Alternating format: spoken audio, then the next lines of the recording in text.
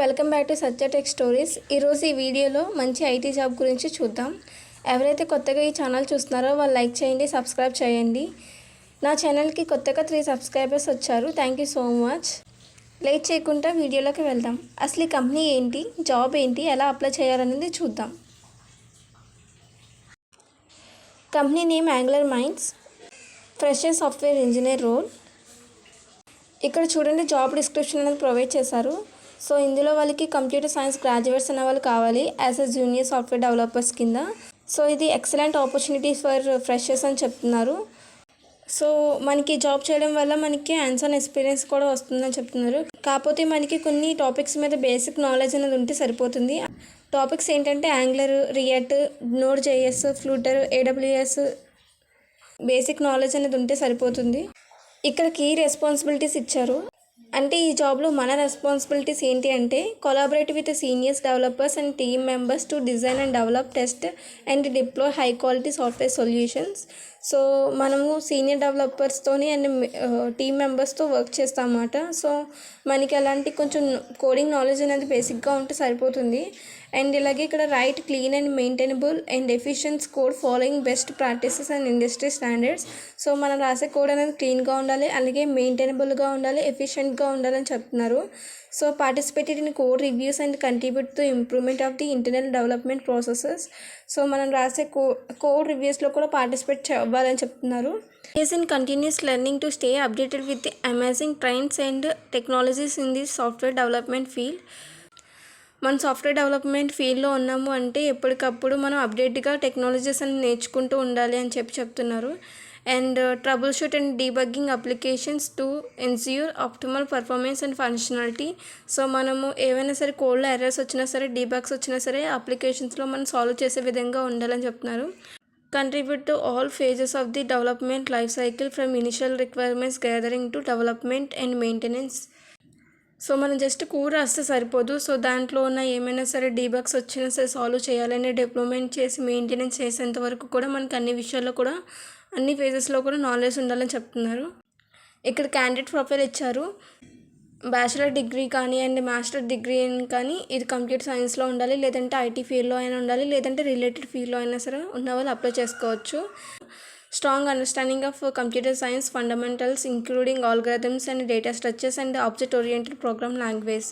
So మనకి ఇలాంటి వాటి మీద బేసిక్ నాలెడ్జ్ ఉంటే సరిపోతుంది. సో మనకి మరీ అంత డెప్త్గా అడగరు, ఎందుకంటే జాబ్ ప్రొఫైల్ అనేది ఫ్రెషర్స్ కోసమే మాత్రమే కాబట్టి. సో మనం జస్ట్ అండర్స్టాండింగ్ చేసుకుంటే సరిపోతుంది. వెబ్ డెవలప్మెంట్ టెక్నాలజీస్లోని మనకి HTML, CSS, జావాస్క్రిప్ట్ మీద బేసిక్స్ నాలెడ్జ్ ఉంటే సరిపోతుంది.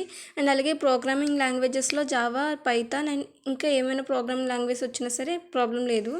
మనకి ఎక్సలెంట్ ప్రాబ్లమ్ సాల్వింగ్ స్కిల్స్ ఉండాలి అండ్ అలాగే ability to work in team oriented environment.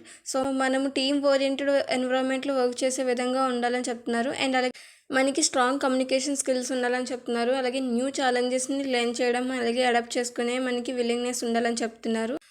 Company మనకి ఏం ఆఫర్ చేస్తుందంటే ఇనిషియల్ ట్రైనింగ్ ఆఫర్ చేస్తుంది. సో మన స్కిల్స్ అనే నాలెడ్జ్ అనేది వాళ్ళే ప్రొవైడ్ చేయడం జరుగుతుంది. మనం జస్ట్ మన ఎఫర్ట్ అనేది పెట్టి మనం నేర్చుకుంటే సరిపోతుంది. అండ్ అలాగే సాలరీ అనేది 3 LPA వరకు ఇస్తున్నారు. సో ఫ్రెషర్ కాబట్టి 3 LPA ఇవ్వడం అనేది చాలా great. Opportunity to work on exciting projects with clients ranging from startups to large enterprises. So మనకి కంపెనీ వాళ్ళు మనకి మంచి ఆపర్చునిటీ ప్రొవైడ్ చేయడం జరుగుతుంది. ఎందుకంటే వాళ్ళు స్టార్టప్ నుంచి కూడా పెద్ద లార్జ్ కంపెనీస్ వరకు కూడా మనకి ప్రాజెక్ట్స్ అనేది అసైన్ చేస్తారు వాళ్ళ యొక్క క్లయింట్స్ రేంజ్ బట్టి. మనకి మెంటర్షిప్ అనేది ప్రొవైడ్ చేస్తున్నారు. మెంటర్షిప్ అంటే ఏంటంటే అదే కంపెనీలో ఉన్న ఎక్స్పీరియన్స్ ప్రొఫెషనల్ చేత మనకి నేర్పిస్తారన్నమాట. వర్క్ ఎన్విరాన్మెంట్ ఎలా ఉంటుందంటే కొత్తగా నేర్చుకోవడం అనేది, కొత్తగా ఛాలెంజెస్ చేయడం అనేది ఉంటుంది. సో కంపెనీ కొన్ని రీసోర్సెస్ అండ్ ట్రైనింగ్ మెటీరియల్స్ అనేది మనకి ప్రొవైడ్ చేస్తుంది, అంటే మన యొక్క స్కిల్స్ని, నాలెడ్జ్ని ఇంప్రూవ్ చేసుకోవడానికి. సో కంపెనీ మనకి లేటెస్ట్ టెక్నాలజీస్ అనేది నేర్పిస్తుంది అండ్ డెవలప్మెంట్ ప్రాక్టీసెస్ నేర్పిస్తుంది, ఇంక్లూడింగ్ AI, ఆర్టిఫిషియల్ ఇంటెలిజెంట్ కూడా అందులోని ఇంక్లూడ్ అయిందని చెప్తున్నారు. సో సెలెక్షన్ ప్రాసెస్ అనేది 4 రౌండ్స్ చేస్తున్నారు. ఫస్ట్ది aptitude test, second programming machine test, and third one technical interview, and fourth one HR round. So first ఇనీషియల్గా యాప్టిట్యూడ్ టెస్ట్ అని పెడతారు. సో అందులో ఏంటంటే problem solving skills and analytical skills అనేది చూస్తారు. సో నెక్స్ట్ అది సెలెక్ట్ అయిన వెంటనే మనకి ప్రోగ్రామింగ్ మిషన్ టెస్ట్ అనేది ఉంటుంది. సో అందులో మన కోడింగ్ స్కిల్స్ అనేది చూస్తారు. నెక్స్ట్ టెక్నికల్ ఇంటర్వ్యూ ఉంటుంది. సో మనం ఆల్రెడీ డిస్కస్ చేస్తాం కదా, కొన్ని టాపిక్స్ అనేది వాళ్ళకి పర్టికులర్గా రావాలి అని చెప్పి. సో వాటి మీద వాళ్ళు క్వశ్చన్స్ వేస్తారు టెక్నికల్ రౌండ్లో. హెచ్ఆర్ రౌండ్లో ఎలా ఉంటుందంటే, మనం ఆ కంపెనీకి ఫిట్ అవుతామా లేదా అన్నట్టుగా కొన్ని జనరల్ క్వశ్చన్స్ అనేది ఇస్తారు. అండ్ తర్వాత మీరు ఓకే అనుకుంటే తర్వాత నెక్స్ట్ ఫర్దర్గా సాలరీ అండ్ ఆఫర్ లెటర్ గురించి వాళ్ళు ఇంక్లూడ్ చేస్తారు ఆ రౌండ్లో. సో ఇంకా ఇక్కడ డీటెయిల్గా జాబ్ డీటెయిల్స్ అనేది ప్రొవైడ్ చేశారు. సో మనకి ఇందులో పర్క్స్ అండ్ బెనిఫిట్స్ ఏంటంటే, ఫ్లెక్సిబుల్ వర్కింగ్ అవర్స్ ఇస్తున్నారు అండ్ మెడికల్ ఇన్సూరెన్స్ ఉంటుంది. ఇందులో మంచి ప్యాకేజ్ ఉంటుందని చెప్తున్నారు. అండ్ వర్క్ మోడ్ ఏంటంటే వర్క్ ఫ్రమ్ ఆఫీస్ అని చెప్తున్నారు. క్వాలిఫికేషన్స్ ఏంటంటే బ్యాచిలర్ డిగ్రీ అయినా ఆర్ మాస్టర్ డిగ్రీ అయినా సరే, కంప్యూటర్ సైన్స్ ఆర్ ఐటీ ఫీల్డ్లో ఆర్ రిలేటెడ్ ఎనీ ఫీల్డ్లో ఉన్నా సరే అప్లై చేసుకోవచ్చు అని చెప్తున్నారు. సో సాలరీ ఏమో స్టార్టింగ్ విత్ 3 LPA ఉంటుంది. ఎవరైతే ఫ్రెషర్స్ ఐటీ జాబ్లో చూస్తున్నారో సో ఇదైతే బెస్ట్ ఆపర్చునిటీ. అండ్ లొకేషన్ వచ్చి పూణే. అయితే ఈ జాబ్కి ఎలా అప్లై చేయాలనేది చూద్దాం. ఇక్కడ జస్ట్ మనం సింపుల్ ఫామ్ అనేది ఫిల్ చేస్తే చాలు. సో ఇందులో ఫస్ట్ మన పర్సనల్ ఇన్ఫర్మేషన్ అడుగుతున్నారు.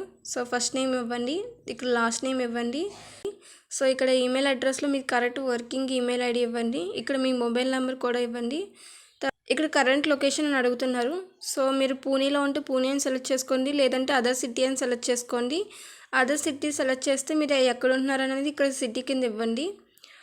అండ్ తర్వాత మన అకాడమిక్ ఇన్ఫర్మేషన్ అని అడుగుతున్నారు. ఇందులో 10th మార్క్స్ ఇవ్వండి అండ్ 12th మార్క్స్ ఇవ్వండి. ఇక్కడ హైయెస్ట్ క్వాలిఫికేషన్ అడుగుతున్నారు. సో ఇందులో మీరు ఏదో ఒకటి చూస్ చేసుకోండి. పాస్అవుట్ ఇయర్ అడుగుతున్నారు. మీరు ఏదైతే హైయెస్ట్ క్వాలిఫికేషన్ ఉందో, మాస్టర్ డిగ్రీ అయినా సరే బ్యాచులర్స్ అయినా సరే ఇవ్వండి. ఇక్కడ ప్రొఫెషనల్ ఇన్ఫర్మేషన్లో మన రెజ్యూమ్ అని అడుగుతున్నారు. సో ఇది అయితే మెయిన్ ఇంపార్టెంట్.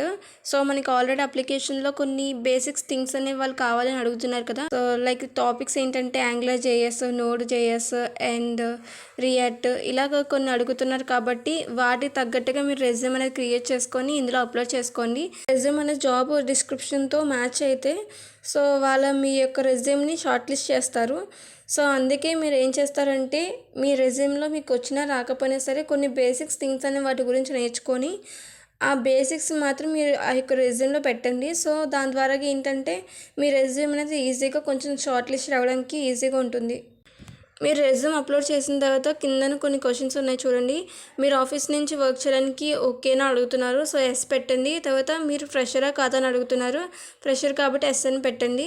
సో మీకు ఇంటర్వ్యూ ప్రాసెస్ అనేది మొత్తం కంప్లీట్ అయిన తర్వాత మీరు వెంటనే జాబ్లో జాయిన్ అవుతారా లేదా అనేది మీకు ఓకేనా కాదా అని అడుగుతున్నారు. సో ఎస్ పెట్టండి. ఈ జాబ్ గురించి మీరు ఎక్కడి నుంచి తెలుసుకున్నారని అడుగుతున్నారు. సో మీరు ఏదో ఒకటి ఆప్షన్ అనేది చూస్ చేసుకోండి.